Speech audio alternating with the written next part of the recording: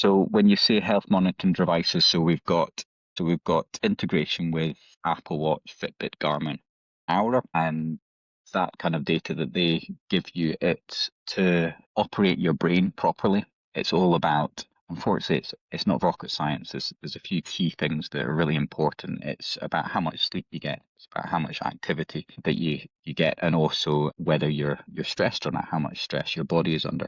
And some stress is good stress. When you are active, you're stressing your body to a certain level. And all these different things, it's like a recipe that works in your brain so that your brain can perform well.